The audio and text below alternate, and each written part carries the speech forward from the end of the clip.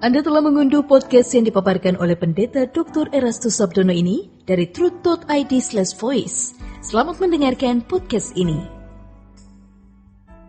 Bapak, Ibu, dan saudara-saudara yang terkasih di dalam Tuhan, Shalom. Kebenaran saat ini berjudul Suara Nurani. Saudara, ketika seseorang bertumbuh mengenal kebenaran secara memadai atau dalam level tertentu dan bersungguh-sungguh untuk melakukan keinginan Allah, maka dalam proses untuk melakukan kehendak Allah tersebut, ia dapat mendengar suara Allah di dalam dirinya melalui nuraninya. Suara itu adalah nurani yang telah menerima bimbingan Roh Kudus untuk mengerti kehendak Allah. Suara itu akan semakin akrab dan menyatu dalam dirinya, sehingga dapat mengarahkan kehidupan kepada kehendak Allah yang sempurna. Suara nurani seseorang yang dipenuhi firman kebenaran dapat menjadi suara yang seirama dengan suara Tuhan. Sehingga firman Tuhan dapat digenapi bahwa roh manusia adalah pelita Tuhan. Menjadi pelita artinya selain mengoreksi, juga memberi petunjuk.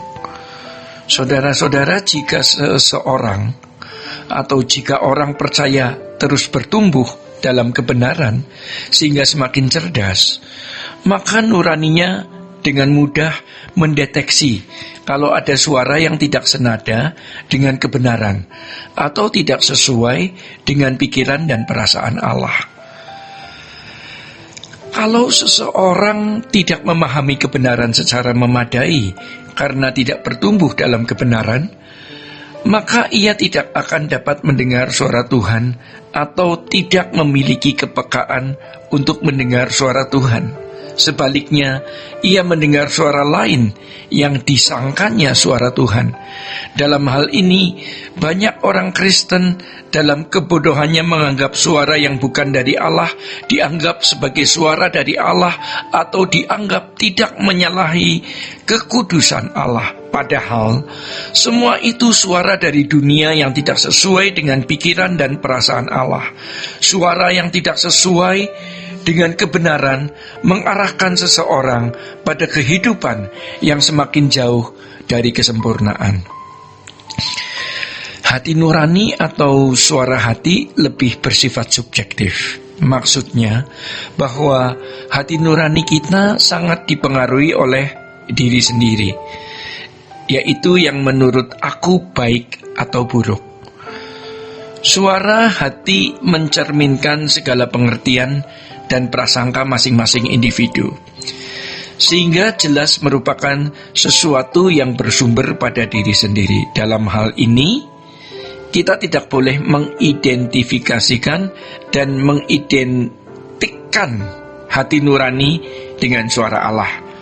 Walaupun hati nurani tidak dapat diidentikan dan tidak boleh diidentifikasikan sebagai suara Allah, tetapi hati nurani berhubungan dengan yang ilahi. Sebab komponen ini memang dari Allah dan diharapkan dapat sewarna dengan Allah, sehingga subjektivitas dapat dipercaya karena seirama dengan Allah. Sampai pada level ini, hati nurani manusia dapat menjadi pelita Tuhan. Saudara-saudara, kalau hati nurani digarap dengan benar, maka menjadi hati nurani yang sewarna dengan Allah. Ini disebut sebagai nurani ilahi.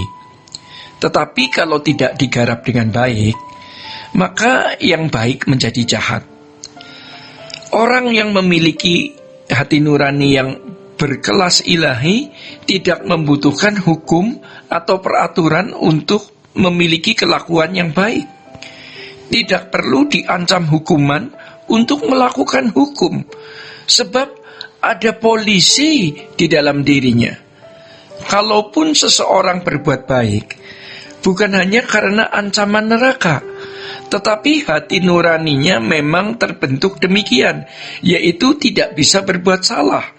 Dalam Roma pasal 13 ayat 5, Paulus menulis, sebab itu perlu kita menaklukkan diri, bukan saja oleh karena kemurkaan Allah, tetapi juga oleh karena suara hati kita.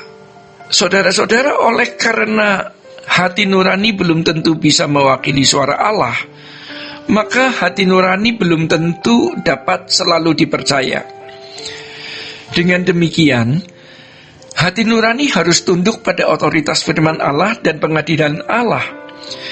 Bagi orang pilihan Allah yang direncanakan Allah untuk sempurna, kita harus selalu mempertimbangkan kemungkinan kesalahan pada suara hati nurani. Menyadari hal ini, orang percaya tidak boleh berhenti dalam memperbarui pikiran dan hatinya sampai makin memiliki pengertian seperti pengertian Allah, sehingga suara hati nurani dapat mewakili suara Allah dan segala pertimbangan serta keputusannya sesuai dengan yang Allah inginkan. Ini barulah dapat dikatakan tidak meleset. Keberadaan hati nurani yang murni ini membuat seseorang memiliki beban yang tulus terhadap keselamatan jiwa orang lain.